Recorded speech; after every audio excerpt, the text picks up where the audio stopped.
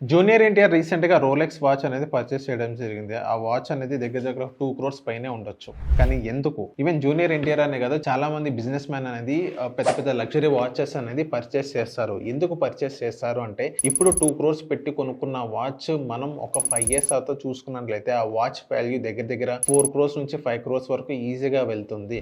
And ఇదే watch మనం దేశం దాటి గనుక మనం తీసుకెళ్ళినట్లయితే వేరే దేశాల్లో అక్కడ బిజినెస్ మ్యాన్ కనుక మనం సేల్ చేసినట్లయితే ఆ వాచ్ అనేది దగ్గర దగ్గర 7-8 క్రోర్స్ వరకు ఈజీగా పలుకుతుంది. అంత డిఫరెంట్ ఉండిద్ది అనమాట. ఈవెన్ లగ్జరీ వాచెస్ అనేది ఒక ఇన్వెస్ట్మెంట్ మాడ్యూల్లో చూస్తారు చాలా మంది బిజినెస్ మ్యాన్. ఇప్పుడు నార్మల్ గా మనం వాచ్ కొన్నా కానీ ఆ వాచ్ వాల్యూ అనేది డిప్రిషియేట్ అవుతుంది, అంటే తగ్గిద్ది. అదే రోలెక్స్ అనేది పెద్ద పెద్ద ఏపీ గానీ, పథక్ ఫిలిప్ గానీ, రిచర్డ్ మిల్స్ గానీ ఇలాంటి వాచెస్ బ్రాండ్స్ ఏదైతే ఉన్నాయో అవి మొత్తం వాచెస్ అనేది అప్రిషియేట్ అవుతుంది ప్రైస్ అనేది. సో అందుకని దాని మీద ఒక ఇన్వెస్ట్ చేస్తారనమాట చాలా మంది. సో మీరు కూడా ఏదైనా రోలెక్స్ వాచ్ మీద ఇన్వెస్ట్ చేసి కింద కమెంట్ చేయండి. అండ్ ఎవరైతే మీ ఫ్రెండ్స్ రోలెక్స్ కానీ పెద్ద పెద్ద వాచెస్ బ్రాండ్స్ కనుక యూస్ చేస్తున్నట్లయితే ఈ రీల్ అనేది వాళ్ళకి షేర్ చేయండి.